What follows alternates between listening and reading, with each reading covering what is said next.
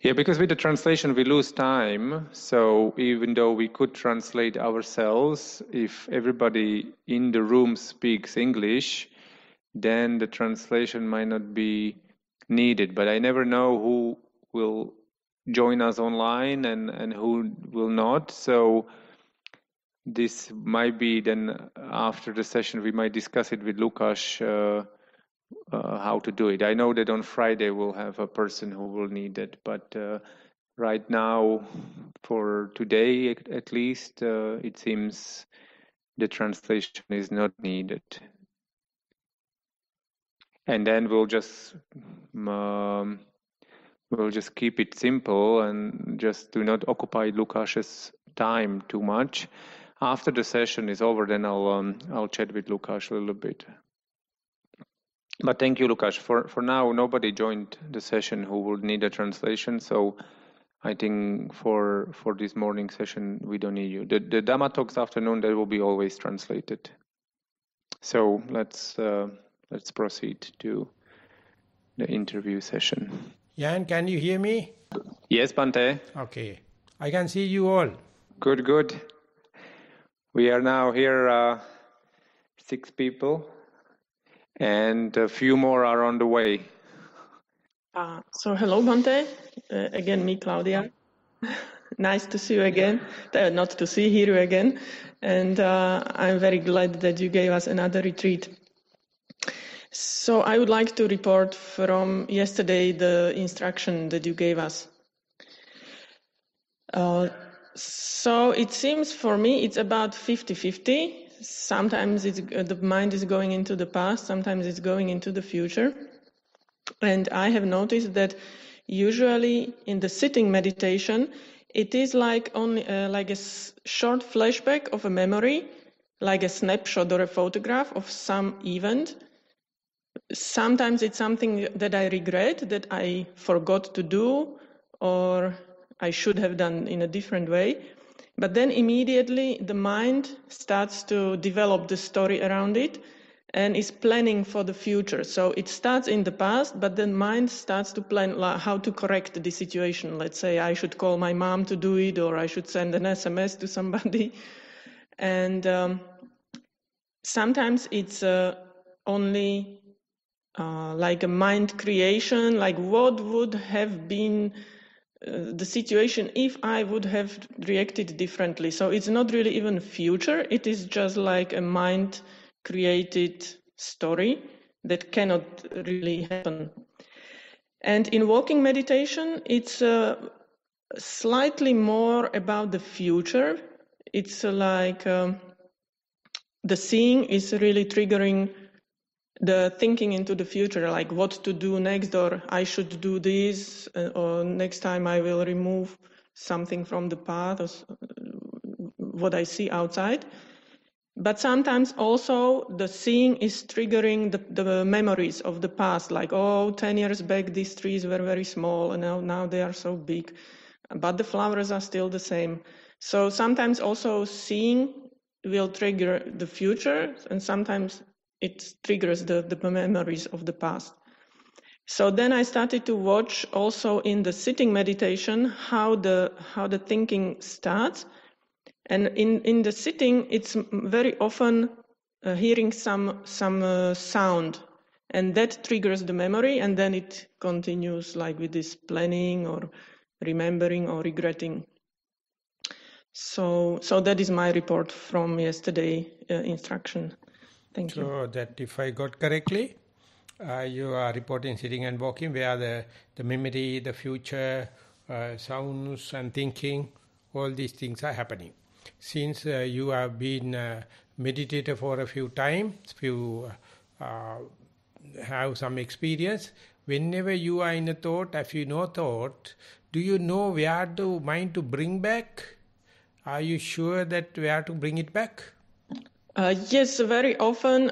Usually it comes directly to the body, and it's very relaxing just to watch the body, how the tension is relieved. But because of your instruction, I let the mind a little bit to go into thinking and just watching whether it's past or future. So this time I let it a little bit longer in the thinking process just to observe it, like what is the content of the thought. But usually immediately I am asking very sharp thing, that you are partly correct, but I am asking very sharply. You are in a thought, you are in a sound, you are in a memory, or in future. Under such circumstances, if Claudia comes to know that I am off the mind, I am eccentric, each and every time, is the mind sure where to come back, where is the primary object and what is the primary object, are you sure about? Yes, sometimes it's very short time, but sometimes it's a little bit longer. But yes, the mind comes back again to watch the body, now the second sensations question. of the body. Now the second question. Each time mind come back home, are you verifying it, whether it's still dreaming, still thinking, or really come back to the primary object? Not always. Sometimes so when the mind was a little more sleepy. That is the point I am accusing you.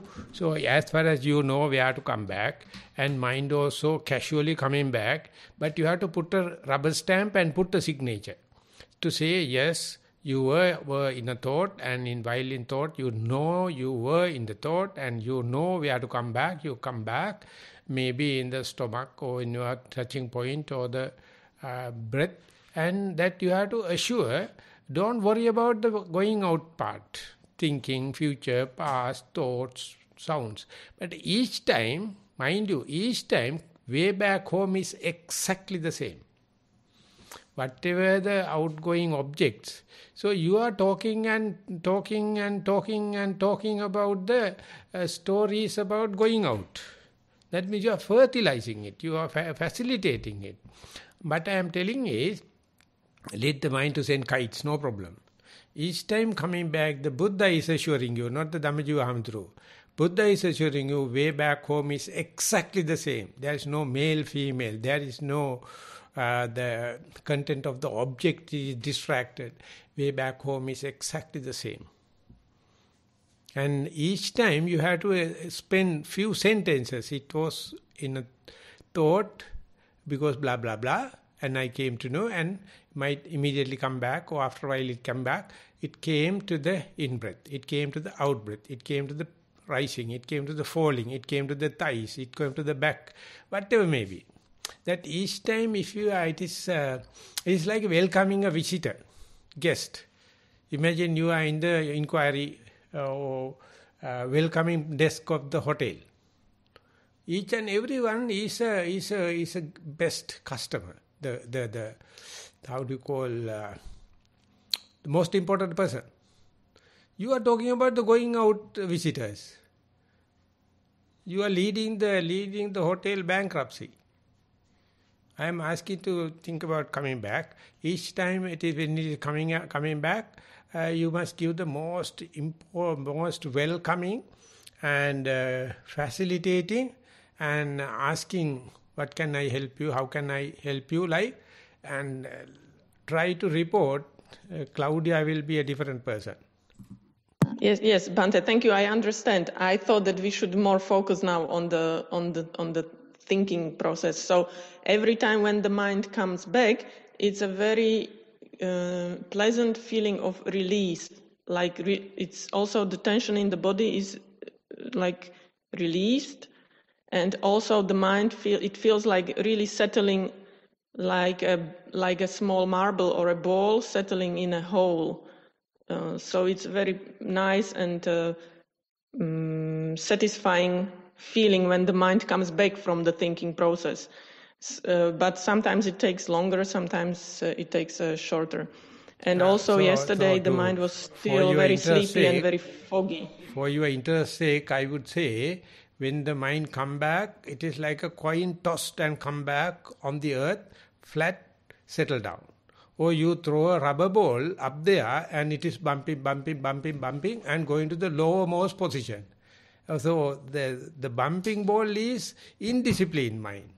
The tossed coin is the disciplined mind. So you can check when it is coming back, is the mind happy to come back and settle down like a tossed coin, or jumping. So you are observing yourself. It's the most hardcore self. This is myself. So let the mind to send kites, no problem. When the way back, see whether it is like a tossed coin or it's like a rubber ball. So Pandita Sayadaw says, whenever the coin is being tossed, whatever the angle, whatever the ramp you put, the coin knows how to settle. But instead, if you put a rubber ball, definitely is bumping and going to the lowermost. So I am waiting till Claudia to change from rubber ball to the toss coin. Yes. The mind has a tendency to be the tossed coin, but at the moment it's a little bit bumping like the rubber ball. It's true. So I will continue. Thank you, Bhante. Okay. So Bhante, let me report. I will be short because as an organizer, I had a bit more busy day yesterday.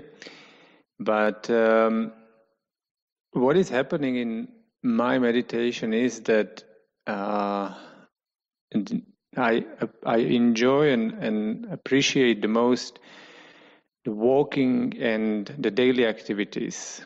During these daily activities, during the little works we have here and other daily activities, I try to be as much within the objects of touching or seeing or kind of like perceiving as it gets.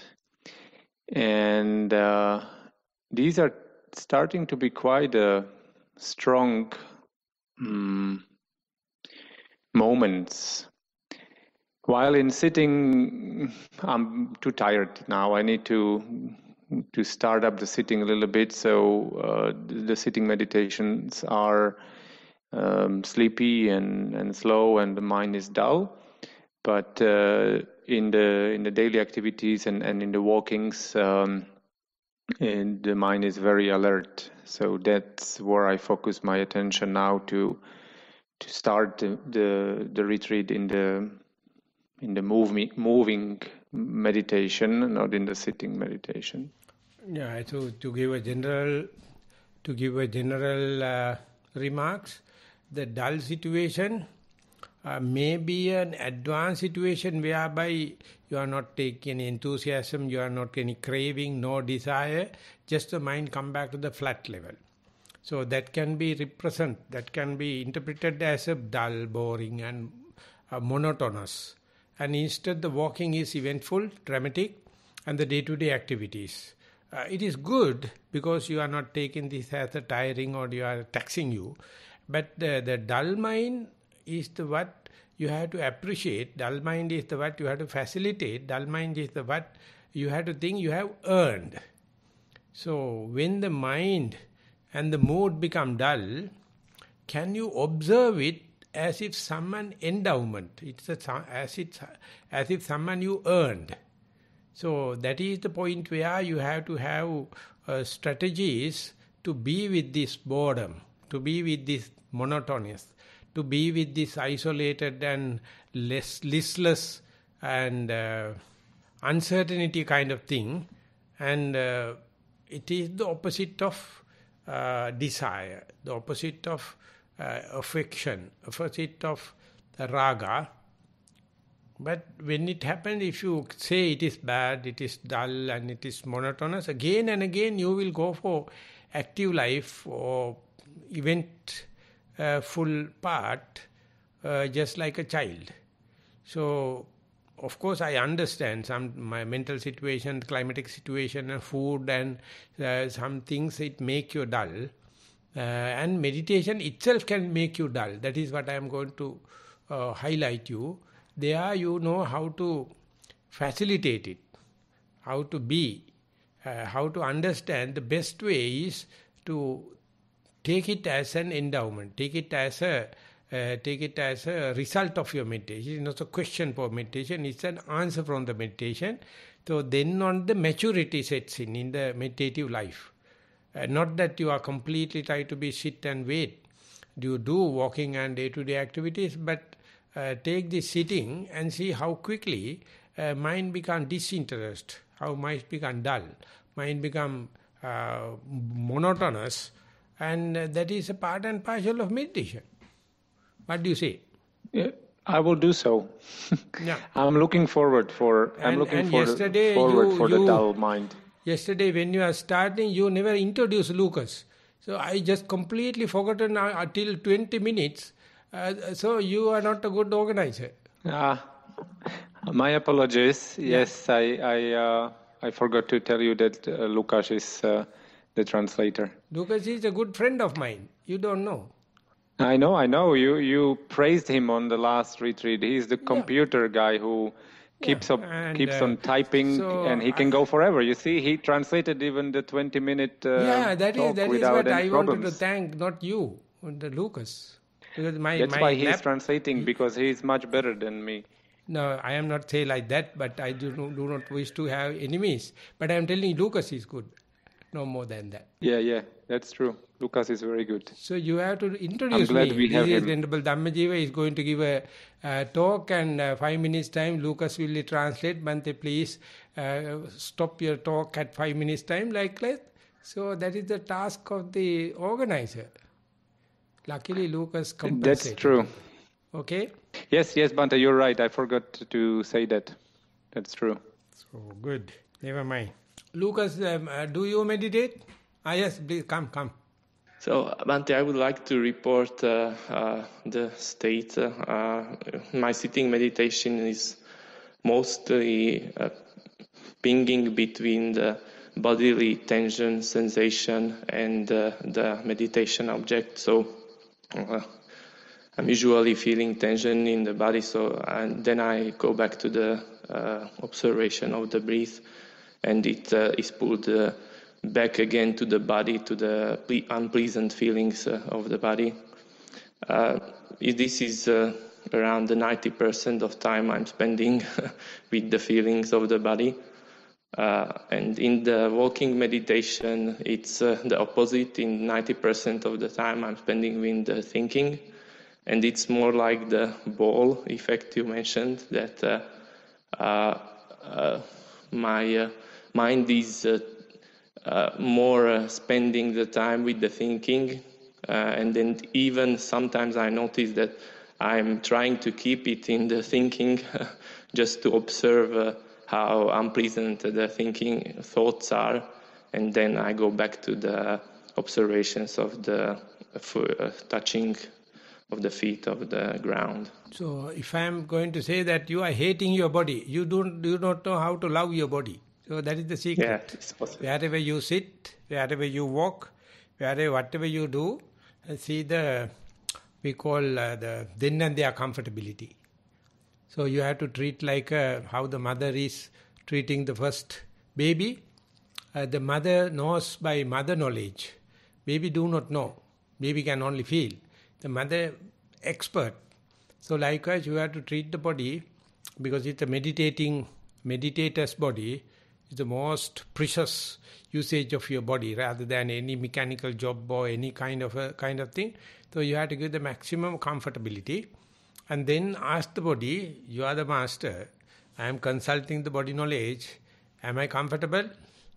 So then body will tell you, instead of entertain the tension and the feelings and the visuals, just ask the body, are you happy?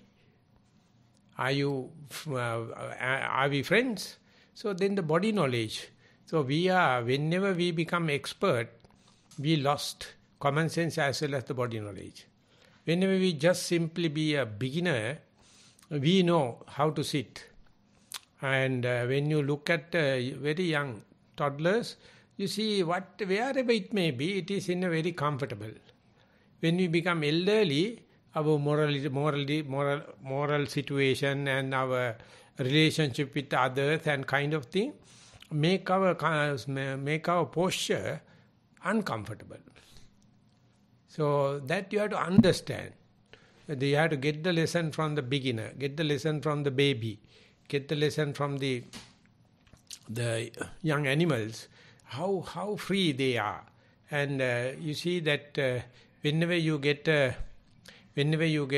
tension and kind of thing, it's a common instruction, just look at a cat. how nicely it is sleeping, how nicely it is sitting. So even the cat is going to the king's throne, king will never throw it away. If the dog is going to throw onto the throne, it will be killed. But the cat is giving such a comfortable situation even on the throne, even on your bed. No, because it is giving a comfortable feeling. Or look at a fish, tank of fish at your home, and you see how the fishes are moving very comfortably. So therefore, you in the Western people often put your body into action, but don't take care about the body. So therefore, you have to love your body and always ask the body, from changing from posture to posture, or whenever you are going to have a same posture like sitting, walking, standing, sitting, lying, standing, like just check. It is called proprioception in neurological science. Mind is always checking your bodily posture, and if it's uncomfortable, mind is sending signals. But we don't implement them, thinking in this place it is no good, in this moment it is no good, so you torture your body. But in meditation, I am not asking you to move here and there and always change your posture. But I am telling at the beginning, just sit in a very comfortable way and don't ask anyone, because you are the best person, the body is the best knowledge to have the your own tone, your own in walking pace, in sitting, the comfortability, and that is a kind of a relationship with your body. So hope definitely that will help reduce the tension and kind of thing. And if you need, may say for 2 minutes time, if you need kind of a change, ask the body, are you going to make a suggestion? Yes. What is the suggestion? Stretch your leg. Do it in a slowly, mindfully and silently, and ask the body, are you more mindful than before the changes? So likewise compromising. So then 90% will be 50-50 at least. Okay, thank you. Welcome. Hello, Bante. This is Peter. Your name? Peter. Peter. Okay. Yeah. So I want to report also quite a lot of thoughts, both in walking and sitting meditation. Mostly planning, but there are also some kind of regrets and counterfactuals. Yeah, like what would happen if had I done something differently. I also noticed quite a bit of sleepiness in the sitting meditation. For a while, I can kind of stay with the sleepiness and observe it as it is, but then, it becomes more and more difficult as time goes on. I guess that's my report. So going to the sleepiness happening as an accident quickly, or slowly you feel the slimy mind, the congealing mind, and go to the sleep? Yeah, it's kind of gradual. So when it is gradual happening, what happened to your primary object? So if you look at the sliminess sets in, the sleepiness sets in, there are a lot of interesting changes happening to your primary object. The trick is to distract you from the primary object, distract your mindfulness. So therefore, if you go prepared, now the early signs of the sleepiness setting in. So therefore, can I look as it happens, as the distraction sets in, what happened to the primary object? So definitely, primary object is evolving, metamorphosis, changing its shape, changing its manners. So if you can, while observing the sleepiness, that I would say the early signs of the sleepiness, you can see the primary object is changing. So mindfulness is shifting from this changing mindfulness, changing primary object, that we call the impermanent nature of the primary object. Instead, your attraction go to the body. So therefore, that is what I wanted to share with Jan also. The sleepiness is a kind of a amber light happening in the transition. The most important thing is to see the early signs of the sleepiness. If the early signs, if you are ready, then you can see this is the camouflage. That is the changing nature of the mind and the body. And don't try to rush. Let the sleepiness set in. But occasionally, here and there again, look at your primary object.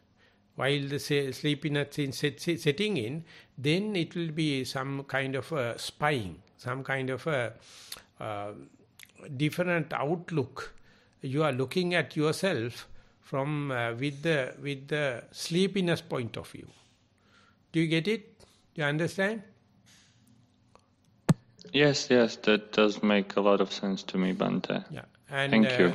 Same thing can happen when the anger arises, when the desire arises, sleepiness arises. Under the light of, or under the influence of the anger, just see the primary object. Under the light of, under the influence of the desire, just see the primary object. Under the influence of sleepiness, see the primary object, and you can see that is what the sleepiness is going to cover. So we have to be very, very sharp. We have to be very instrumental to make use the sleepiness and look at the primary object. Thank you. Welcome. Okay, can you hear me, Bhante? Yeah, now I can hear. All right, nice to hear you. My name is Amran. So I just arrived yesterday evening, but already, I can set up some context. So I'm already trying to notice how my kind of baseline default mind is trying to hijack the meditation. So for me, this is the mind that sees the world as threatening and wants to meet some expectations by striving and doing something, but the threat is like, I really have to do it, it's really important. So this is something I haven't been noticing so much on previous retreats, but since my last retreat, I think I've done some work outside, like psychological work, so now I understand what's going on. So I'm just trying to observe that. So I'm starting with a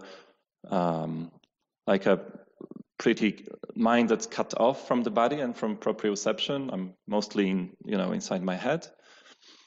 And what I'm doing now is just trying to notice this state of threat that normally I don't notice it, but keeps my mind in kind of constant vigilance. And I'm just trying to withhold and feel the sensations and emotions, and then kind of my sense of body expands more. But it goes through the kind of long journey through some difficult emotions, and then it kind of opens up more. So that's my plan is not to try not to do anything and just wait until this unfolds. Because previously, whatever the instructions were, this mind is interpreting it with this strong striving. So there's even like attending to a sense object, it includes some effort, which kind of doesn't make sense. So I don't know whether it was clear for you. So whenever distracted, you are distracted for this reason or that reason. How do you know you are not distracted, you are in mindfulness? What are the signs of your under the nose symptoms of mindfulness? Yes. I mean, this is the difficulty for me, because this kind of baseline energy is very subtle, or maybe I'm so much used to it. So there's a subtle internal monologue that sometimes I think I'm not distracted, but actually it's going on all the time. And I'm attending to some subtle sensations in my head without like realizing that. So to answer your question, well, sometimes I'm trying to just ask the mind the question, like, what's the current intention? Is it just to know, or there's a like a have to in the attitude? Is it I have to know? And that's how I often find that I'm still kind of striving, and that it's still, the mindfulness is not like pure. To give you a clue, I would say the pure mindfulness you can't explain. No one. So therefore, I am putting you in trouble.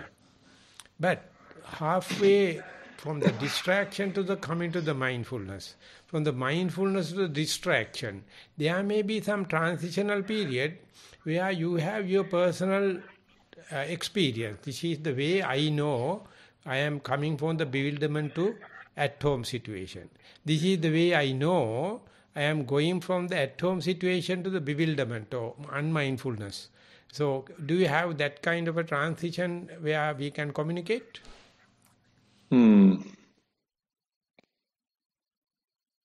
It's definitely more clear when I have more momentum in my practice.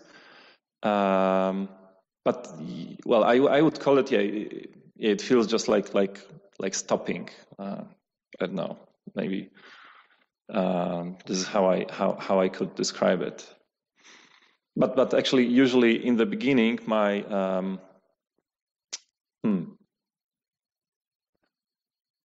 actually that was one of my questions to you. So so much the difference between my usual state of this vigilance and relaxation is so significant that usually I'm at the beginning of the retreat, I'm still focusing on relaxing and not noticing that even in this state of like an unpleasant kind of vigilance, there may be mindfulness, and it's okay.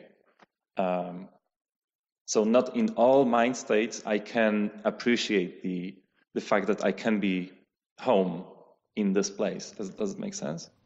So that what you are trying to explain, I am guessing, I am trying to discriminate whether you are going to picture the concentration or mindfulness. So if you can try, if you can communicate, then as a listener, I may conclude whether you are now going to figure out the concentration or the mindfulness. If it is mindfulness, the transition is no problem. Mindfulness to the bewilderment to the mindfulness. But if you are aiming at concentration, lot of disappointments, lot of self-criticism, lot of backward. So I try to rescue you from this concentration-based explanation to the mindfulness-based interpretation. So that is why I have to give cross questions. Sorry, I didn't catch the last part. That is why I am cross-questioning you. I am cross-questioning you, putting questions. I see, sure. Yeah.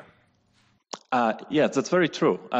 There is striving for some like more samadhi, and because I have some like lot of aversion towards these kind of stressful states, I'm often not noticing the aversion, which keeps me kind of not mindful, because my hidden agenda is actually to reach some kind of balance. Yeah, so morning we had a discussion in English medium whereby I try to conclude the best thing is earning the mindfulness in an effortless way, not by striving, not by exerting.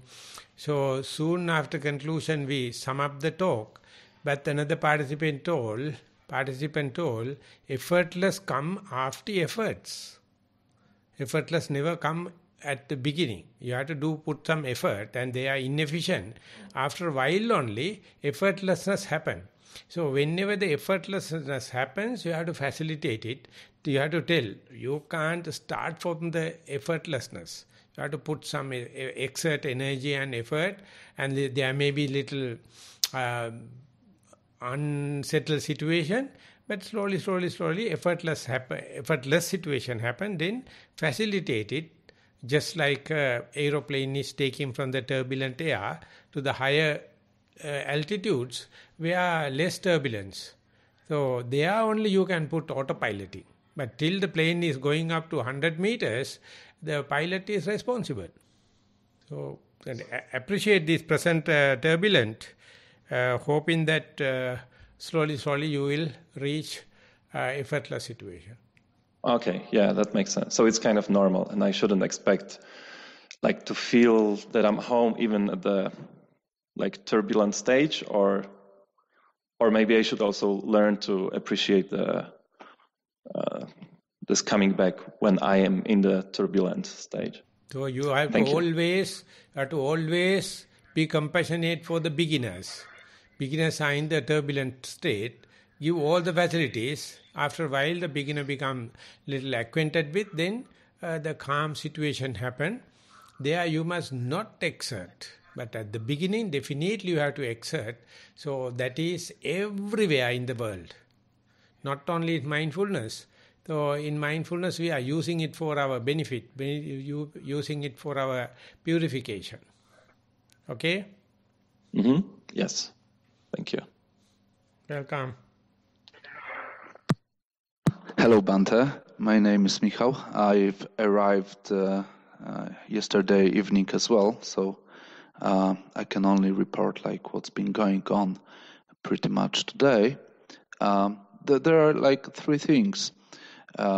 First, I'm quite surprised that the mind recognizes the retreat setting on its own, and I'm surprised there's more of the awareness that or mindfulness that I than with what I came in, and it came by itself and quite effortlessly. The second is I've noticed during the yogi jobs that the more energetic movements give rise to raga, and the third one is that there is quite a lot of sleepiness, which is a bit unpleasant. Yet it doesn't really go against being aware at the same time. Yeah, that the last point that you explained was the sleepiness. So you have to understand whether it is mind is slippery and jump away from the meditative mood, or the body needs sleepiness. If the body needs sleepiness, 1 hour, 2 hours, 5, 6 hours time, okay. But otherwise, the mind play a trick. It's very slippery, and jumping off from this thing and become dozing off, but the body is not sleeping. So that very difficult to discriminate the normal sleepiness or slimy mind. The slippery mind. So the best way is to understand how is before the sleepiness. What is your successfulness in mindfulness and your primary object? As the sleepiness setting in, how often you give up the primary object, how often you give up the mindfulness, but the body is not really in a demand of a sleep, but there is a kind of hiding, there is a kind of a slippery kind, and that indicates the meditation is working now, because your mind is not engaged in the day-to-day interesting things, but repetitive thing is you are observing. When such a repetitive thing happen to be face-to-face, our mind is not happy. It is always happy to have varietal entertainment, different moods, different objects and different entertainment. So therefore, knowingly, you have to understand sleepiness is the symptoms it is showing. But it is not, may not be the sleepiness as such, but a kind of a slippery. Mind is not, it shows it's a disinterest. Because the repetitive application to the same object. So repetitive application is something you are appreciating. The outcome, the sleepy mind or slippery mind is a trick. So we may interpret it as a sleepy, then we are with the wrong flag. So go prepared for these early signs, and then you may get certain amount of relationship with the primary object. Even the mind is little slippery, and while you are in the day-to-day activities, you may not be claimed as meditation, but if you are looking the situation from the mindfulness or awareness or the diligent point of view, any job you can do diligently, and the result towards the mindfulness is the same. Whatever the job you do, you can do, be on the ball, doing it for the sake of doing, and then you can understand whether it's sitting or walking meditation or doing a day-to-day activities, the mindfulness can happen. Otherwise, you select, mind is having likings and disliking for certain jobs, and you are happy with the jobs that you like, you are not happy with otherwise. But the mindfulness never makes such a discrimination. It is called choiceless awareness. Choicelessly you aware two jobs, but the mindfulness is the same. So therefore, you become a scout-like. You become prepared, be prepared. The scouting Girl Guides, the first and foremost motto is, be prepared for anything. So we call in duties, fulfilling yogi duties and doing for the sake of doing. And you give from the beginning to the middle to the end, equal attention, awareness, but that is a perfect. But when you are doing, you can see mind color is changing from the liking and disliking, that you understand who am I by put into work. And first you try to explain about the self-retreat, and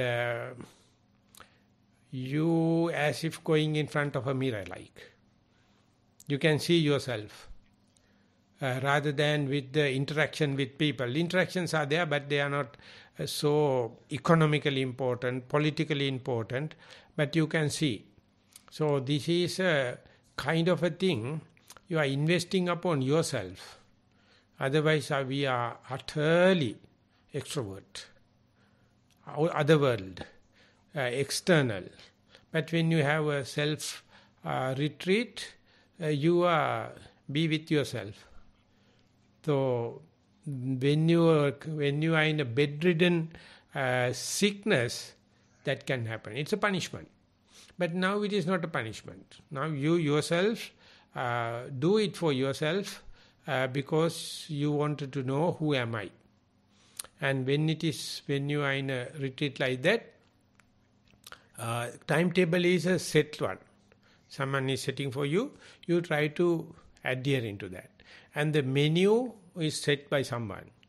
Your beddings and other amenities decided by someone, but you try to adopt into that. So mindfulness is the most efficient tool because it makes you innocent. It makes you innocent. You are not the boss. Boss is deciding, you are a beginner. Just like pouring water into the cup, the water takes the shape of the cup. Water is not expecting, I must have this and that. So you become a newly born. I call born-again Buddhist. Not a born-again Christian or Catholic. Born-again Buddhist, you are looking at as if a newcomer, as if a newly born baby or a beginner is the most aesthetic thing. It's the most lovely thing in our life. We again become a stranger, a novelty, beginner. More and more you do, you become so innocent And there's so much of creativity, so much of aesthetic feelings. What a world. Otherwise, world is burning and unfair situation and power craziness and all blah, blah, blah, blah. But when you try to have a self-retreat, ask them to kite, you mind your own business, try to be a beginner. What do you say? Mm-hmm. So yes, I'm talking with my Asiatic mind. I don't know how you white guys are thinking about. Yeah, it's like that was quite a lot of different things that I've heard. So I'm a bit unclear what is the question right now. So I think Jan can help you because he has been to Sri Lanka and he has been with the Asiatic thinking little. So if you need further clarification, hopefully Jan can help you. Okay, thank you. So no more questions, Jan, so we can end up the session. Yes, Bhante, thank you very much. We are looking forward for the afternoon, for us afternoon 4:30 our time. Dhamma talk. Yeah. Yeah.